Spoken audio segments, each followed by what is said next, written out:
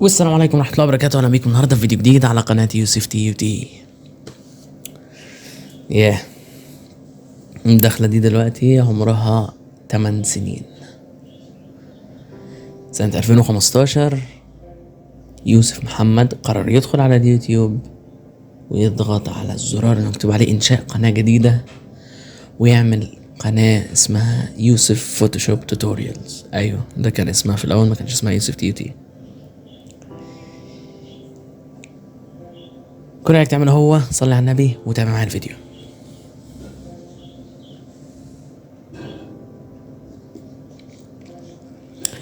الفيديو دوت هيبقى كده حاجة كده احتفالية بعيد ميلاد القناة الثامن، واحتفال بعيد ميلاد يوسف تي تي الثامن، شخصية يوسف تي تي او اسم يوسف تي تي اللي ما كانش موجود قبل القناة، ما كانش في حاجة اسمها كده خالص. انا جاي افضفض معاك كده شوية. وعلى الشاشة معانا تلوين بوستر ال8 سنين، وما تقلقش لو عايز تعرف التلوين ده بيتعمل ازاي بالتفصيل الممل ما تخافش، انا مش هسيبك. هتلاقي في الديسكريبشن وهتلاقي في حرف الاي اللي فوق فيديو طريقة التلوين بتاعتي اللي انا بستخدمها في الفيديو دوت بالتفصيل مش ممل ان شاء الله.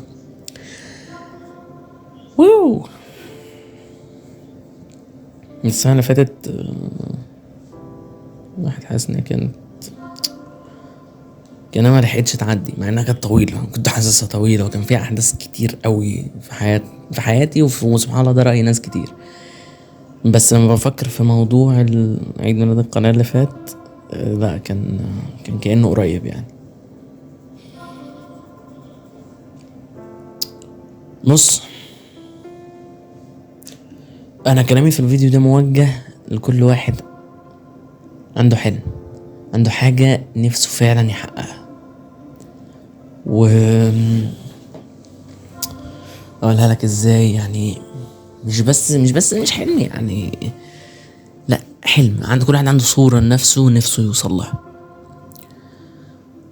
وانا مش دلوقتي جاي بكلمك وانا واقف على ستيج الاوسكارز، لا لسه ما جاتش اللقطة دي.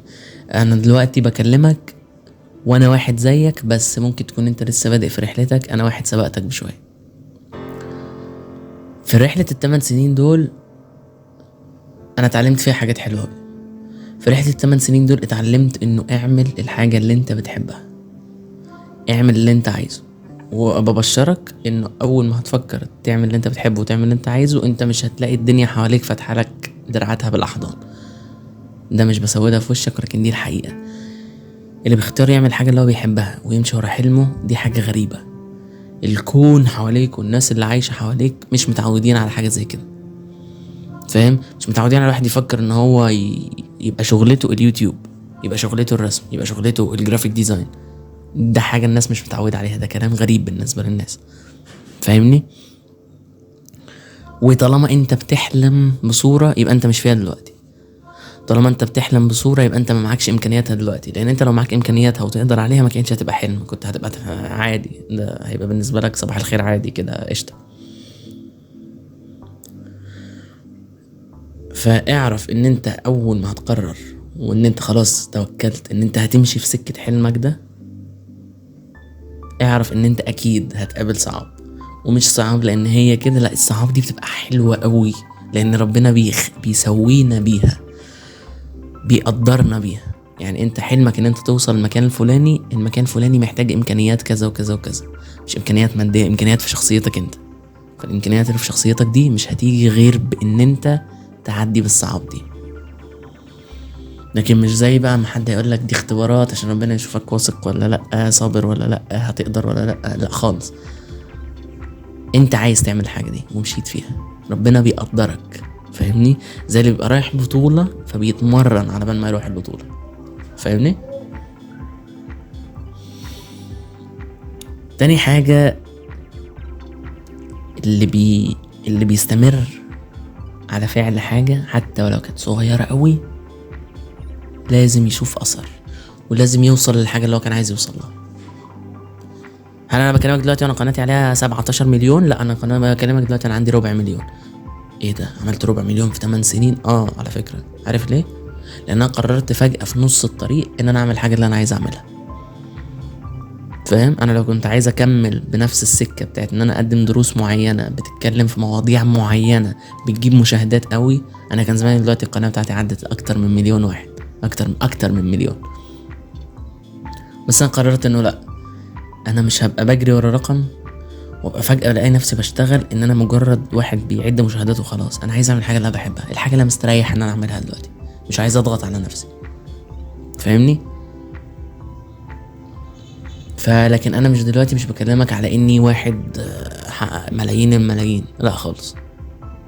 انا بكلمك دلوقتي كواحد بفضل الله سلسلة تعليم فوتوشوب بتاعتي هنا اللي في القناة واحدة من انجح سلاسل تعليم فوتوشوب في الوطن العربي، الحمد لله. ربنا هتلاقيه كده فجأة بيفتح لك ابواب من حيث لا تحتسب، ما كنتش تيجي في بالك خالص ان الباب ده يتفتح، ولا ان الحاجة البسيطة اللي انت عملتها دي تحقق الاثر ده. فاهمني؟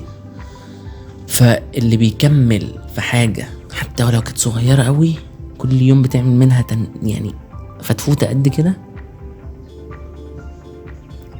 لازم تشوف النتيجة. ده قانون كوني ربنا حطه، اللي هو زي المقولة اللي بتقول من أدمن الطرق كاد أو أوشك أن يفتح له. فاللي هو اللي هيفضل يخبط على الباب هيتفتح له. هو كده، هو قانون كوني كده، اللي هيفضل ماشي ورا الحاجة هتتفتح له. ولكن كل قصة بتاخد وقتها. مش كل الناس حققت نجاحاتها وهي عندها 22 سنة، ومش كل الناس حققت نجاحاتها وهي عندها 30، ومش كل الناس حققت نجاحاتها وهي عندها 60. احنا ياما شفنا قصص نجاحات لناس قصصهم ما بدأتش غير وهم رجالة كبار او ستات كبار. معنى كلامي ان انت تستنى حد يبقى عندك 65 سنة وبعد كده تشوف ايه اللي هيحصل؟ لا خالص. بس بقول لك كل واحد قصته بتبدأ في وقت. في ناس بدأت سعي في اتجاه حلمها متأخر اصلا، مش من وهي طفلة زيك، مش من وهي طفلة زي. فاهمني؟ ببساطة كمل في السكة اللي انت ماشي فيها، بس كده. في جملة كده حلوة اوي سمعتها قريب، انه شوف ايه الحاجة اللي انت تلاقي نفسك عادي جدا بالنسبة لك تعملها ببلاش، واعرف ان هو ده كده شغفك والحاجة اللي انت بتحب تعملها. انت مش ما عندكش مانع تعملها ببلاش، عادي. انت بتحب تعمل الحاجة دي، تاخد عليها فلوس ما تاخدش عليها حاجة خالص، انا بحب اعمل الحاجة دي، مش مهم عندي الفلوس. فاهم؟ فدي برضو حاجة تساعد للناس اللي بتقول طب انا مش عارفة هو ايه الحاجة اللي انا بحب اعملها، او ايه الحاجة ايه هو سكتي اصلا. فاهمني؟ ومش كلنا على فكرة اهدافنا لازم تبقى اصلاح الكوكب وانقاذ الكون، عشان بس ما تحسسكش الكلمات الكبيرة دي بان انت قليل او حلمك قليل. في حد ممكن يبقى ربنا خلقه في الدنيا كده كان هدفه في الدنيا ان هو بيحط ابتسامة على وش حد. ما اقصدش بقى ممثل كوميدي بيشوفه ملايين، لا، واحد عايش عادي في حارة كذا في شارع كذا، بس كده. عرفت ايه حلمك، قررت تمشي وراه، مبروك، ربنا هيعينك وهتوصل. بس كل واحد فينا هيوصل لحلمه في وقت معين، وقت انسب ليه هو. انا بكلمك الكلام ده وانا كمان ماشي ورا حلم، وباذن الله ربنا يعيننا، وباذن الله ربنا يوصلنا. مبسوط اني سجلت معاك الكلام الحلو ده، مبسوط ان انت كنت معايا لحد دلوقتي. متنساش تعمل لايك للفيديو لان ده بيعمل حاجات حلوه. سيبك من اللي بيعمل الالجوريزم والخوارزميات والحاجات دي، انا هتبسط ان انا شفت العدد دوت شاف الفيديو وفرح بيه. كل تصاميمي وحاجتي بتنزل على تيك توك وانستجرام، وبالذات التيك توك مؤخرا اكتر واكتر، فاشوفك هناك. سبحانك اللهم وبحمدك، اشهد ان لا اله الا انت، استغفرك واتوب اليك. كان معكم يوسف محمد من قناه يوسف تي في عيد ميلادها 8. السلام عليكم.